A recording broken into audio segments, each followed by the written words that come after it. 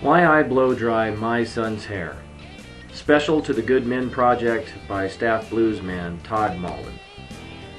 My son is 8 years old, and most evenings after his shower, assuming his mother and I can get him to take one at all, and before bedtime, I blow dry my son's hair. Not his mother, not his sister, and he doesn't do it himself. I do it. Here's the deal. My son is a goof and very creative. Ni hao, cousin from China. I just met you and I like you. Bye.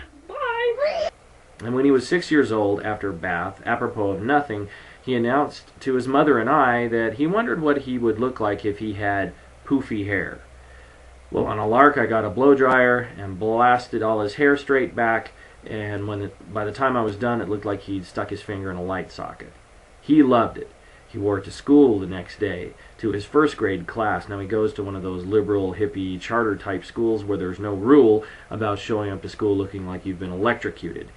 And it was a big hit.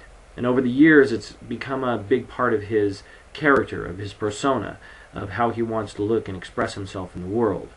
Over the next 2 years, when we took up soccer and all the other guys were wearing faux hawks and stuff like that, my son still stood out because he had his poofy hair look.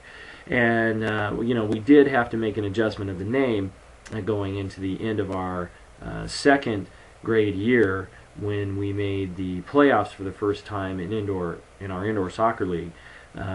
We decided mutually that poofy hair just didn't sound like a tough guy goalkeeper haircut, so we changed the name to warrior hair. So warrior hair it was, and warrior hair it is. And here's why I do it.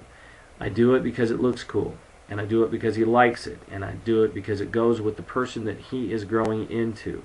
Iconoclastic and brave and expressive and free. It's me, I'm a virgin, I'm magic. Da-da, da-da. But the real reason that I do it, and here's the secret, is for me, because it provides me a reason to touch my son tenderly every day. See, when he was a little baby, he wasn't a bottle baby, he was what we call around here a booby baby. So I didn't get to hold him as much as I really wanted to when he was a little baby boy. I couldn't feed him, although I did get to hold him a lot, when we'd sit and listen to music, and I'd pat him like a drum, and he'd fall asleep on my chest, or we'd, snuggle up and watch TV together, and he'd fall asleep, and I miss that. It was so awesome, just the tender physicality of being able to touch my son.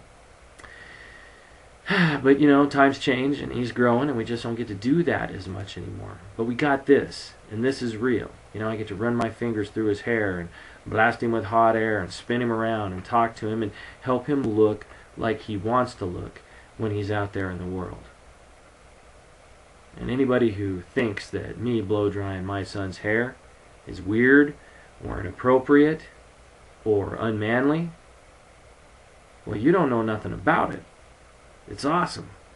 You should try it.